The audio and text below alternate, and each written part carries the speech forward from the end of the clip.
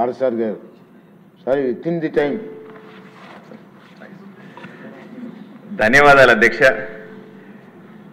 శాసనసభలో గవర్నర్ గారి ప్రసంగానికి ధన్యవాదాలు తెలిపే చర్చలో నాకు మాట్లాడే అవకాశం ఇచ్చినందుకు మీకు ప్రత్యేకంగా ధన్యవాదాలు తెలియజేసుకుంటున్నాను అధ్యక్ష.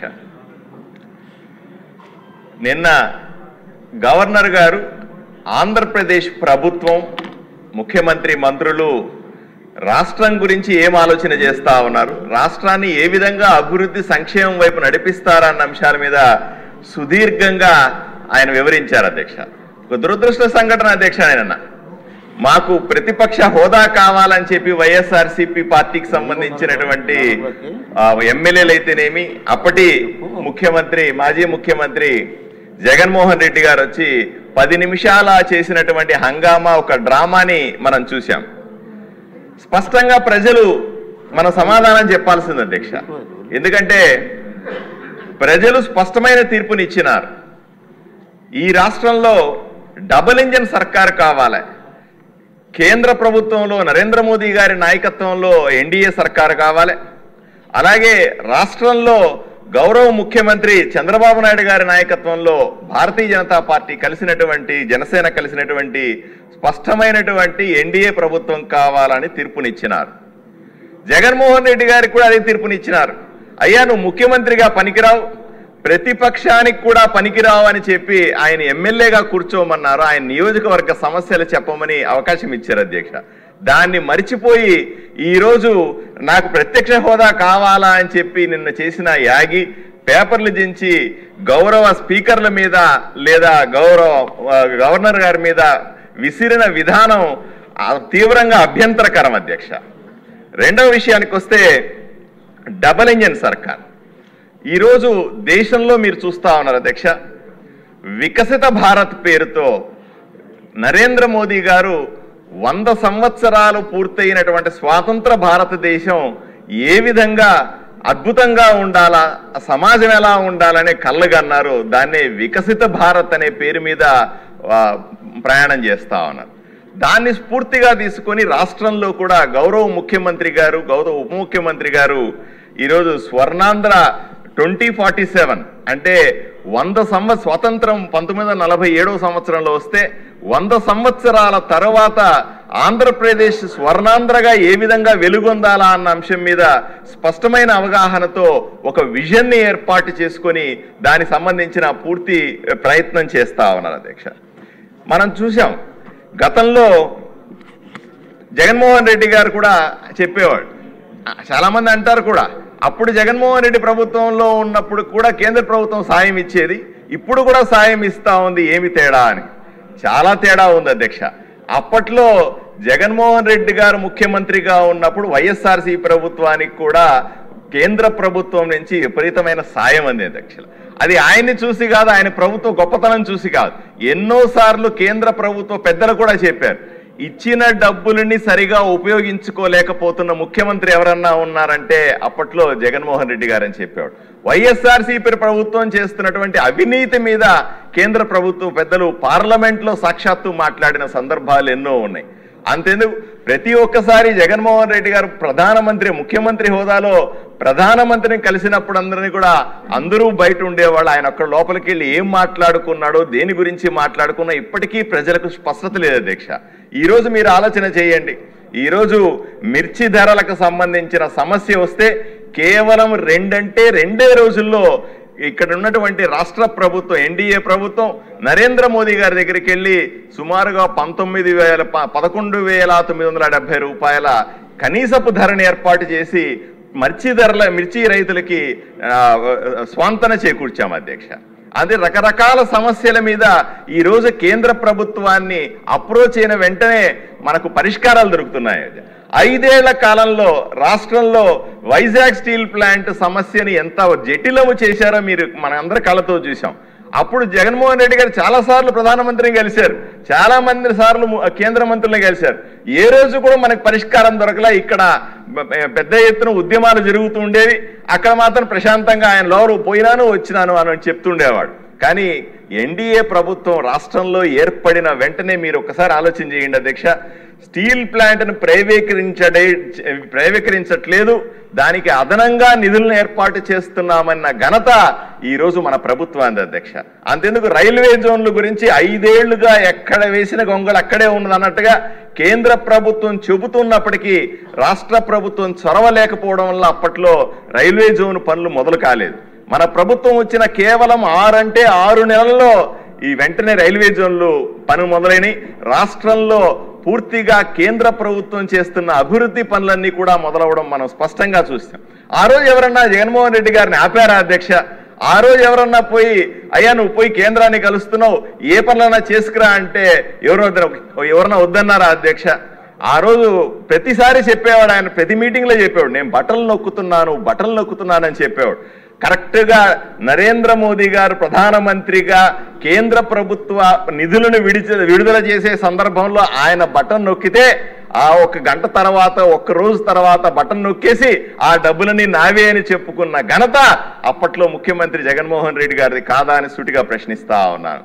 కేవలం కేంద్ర ప్రభుత్వాలకు సంబంధించినటువంటి పథకాల పేర్లన్నీ కూడా ఈయన పేర్లు మార్చుకొని మాట్లాడితే జగనన్న పథకాలు, మాట్లాడితే వైఎస్ఆర్ పథకాలని పేర్లు మార్చుకొని అవన్నీ నేనే చేశానని ఈ రాష్ట్రంలో చెప్పుకున్న దుస్థితిని మనం ఎన్నోసార్లు మన కళ్ళతో చూశాం అధ్యక్ష. రెండవది అతి ముఖ్యంగా ఈరోజు మనము 8 నెలలుగా అధికారంలోకి వచ్చిన తర్వాత స్పష్టమైన మార్పును గమనించాల్సిందిగా మీ ద్వారా ప్రజలకు విజ్ఞప్తి చేస్తా ఉన్నాను అధ్యక్ష. ఒక గ్రామీణ ప్రాంతం తీసుకుంటే 100కు 100% కేంద్ర ప్రభుత్వంతో నడిచేటువంటి పనికి ఆహార పథకం.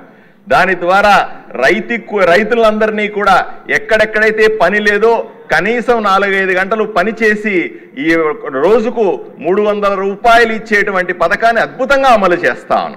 దాంట్లో మెటీరియల్ కాంపోనెంట్ కింద ప్రతి గ్రామంలో రాష్ట్ర వ్యాప్తంగా ఈరోజు సీసీ రోడ్లు వేస్తా ఉన్నాం, డ్రైనేజీలు నిర్మిస్తా ఉన్నాం.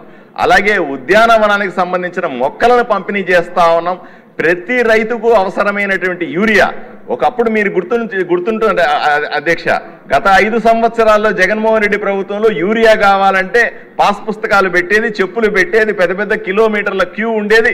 ఈరోజు ఆ కొరతను తగ్గించి రాష్ట్ర ప్రభుత్వం కేంద్ర ప్రభుత్వ సాయంతో సబ్సిడీ యూరియాని ప్రతి రైతుకు సబ్సిడీతో అందించగలుగుతా ఉన్నాం అధ్యక్ష. అదేవిధంగా ఎరువులు ఇవ్వడంలో కానీ, విత్తనాలను సబ్సిడీ రూపంలో ఇవ్వడం కానీ, మద్దతు ధరను పెంచి సరైన సమయంలో మద్దతు ధర ఇచ్చే విషయంలో కానీ పూర్తి జాగ్రత్తలు తీసుకొని రైతు సంక్షేమ ప్రభుత్వంగా అటు కేంద్ర ప్రభుత్వం, రైతు సంక్షేమ ప్రభుత్వంగా ఆంధ్రప్రదేశ్లో ఉన్నటువంటి రాష్ట్ర ప్రభుత్వం కూడా పేరు తెచ్చుకుంటున్న వాస్తవమా కాదా అని అడుగుతా ఉన్నాను.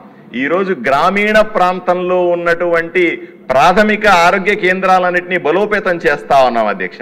కేంద్ర ప్రభుత్వం నిధులతో ఎక్కడెక్కడైతే ఆరోగ్య కేంద్రాలు లేవో అక్కడ అన్నింటిలో కూడా 100% కేంద్ర ప్రభుత్వ నిధులతో ఈరోజు మనము ఆరోగ్య కేంద్రాలని బలోపేతం చేయడం, అక్కడ అవసరాలు తీర్చడం కూడా చేస్తా ఉన్నాం అధ్యక్ష.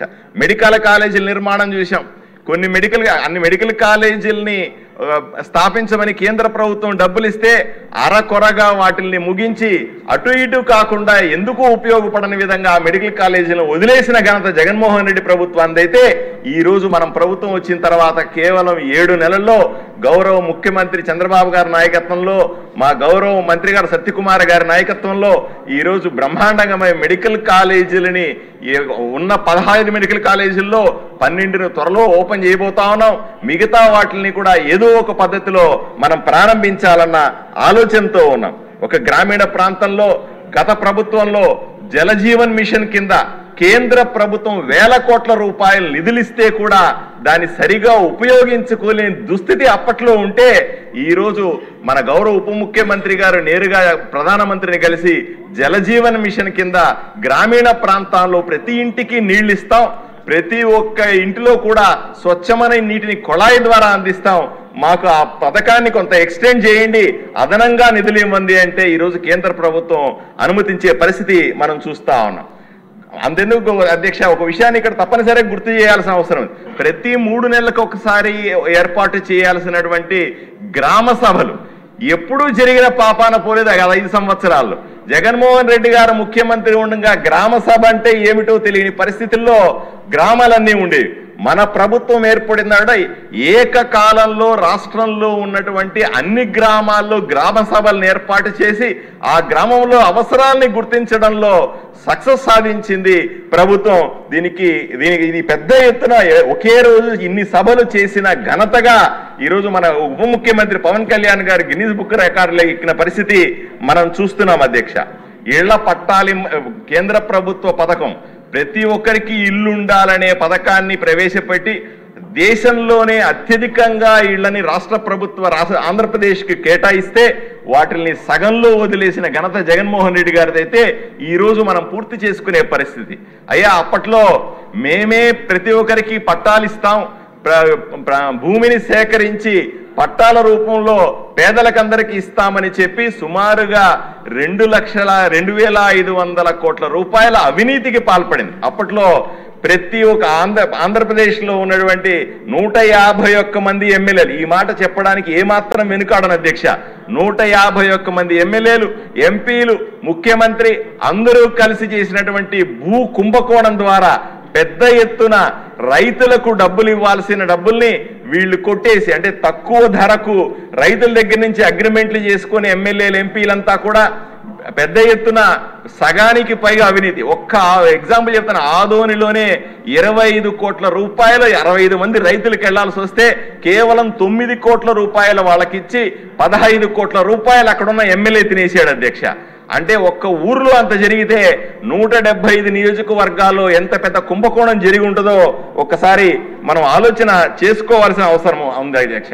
గ్రామాలలో భయానక పరిస్థితులు, పట్టా పుస్తకాల మీద అప్పట్లో జగనన్న ఫోటోలు ఉంటే తప్ప కుదరని పరిస్థితి. ఈరోజు చూడండి అధ్యక్ష, స్పష్టంగా రాష్ట్ర ప్రభుత్వ రాజముద్రతో ఈరోజు పట్టాలు విడుదల చేస్తా ఉన్నాం మనం. ఒకప్పుడు రాళ్ళు అంటే హద్దు రాళ్లకు కూడా చివరికి జగన్మోహన్ రెడ్డి గారి ఫోటో ఉంటే తప్ప కుదరదు అనే పరిస్థితుల్లో అప్పుడుంటే ఈరోజు స్పష్టంగా అవన్నీ తీసి పడేసి రాచముద్రలతో రాష్ట్ర ప్రభుత్వ ఆలోచనల్ని ప్రజల ముందు పెట్టే పరిస్థితి ఈరోజు స్పష్టంగా మనకు కనిపిస్తా ఉన్నారు. ఈరోజు రోడ్లు వేస్తా ఉన్నాం, నీళ్లు ఇస్తా ఉన్నాం. అంతేందుకు అధ్యక్ష, గ్రామీణ ప్రాంతాల్లో సర్పంచులు అధ్యక్ష 5 సంవత్సరాలు గతంలో డబ్బులు నేరుగా నరేంద్ర మోదీ గారు సర్పంచ్ అకౌంట్లో డబ్బులేసి ఆ ఊర్లో పనులు చేసుకోవడానికి వెసులుబాటు కల్పిస్తే రాత్రికి డబ్బులు పడితే పొద్దున కల్లా మాయమైపోయేవి అధ్యక్ష. ఎక్కడ పోయినాయంటే కరెంటు బిల్లు కట్టామని కాకిలెక్కలు చెప్పేవాళ్ళు అధ్యక్ష. మన ప్రభుత్వం వచ్చిన తర్వాత నరేంద్ర మోదీ గారు వేస్తున్నటువంటి సర్పంచులకు నేరుగా వేసే డబ్బుల్ని ప్రతి అకౌంట్లో పడుతున్నాయి.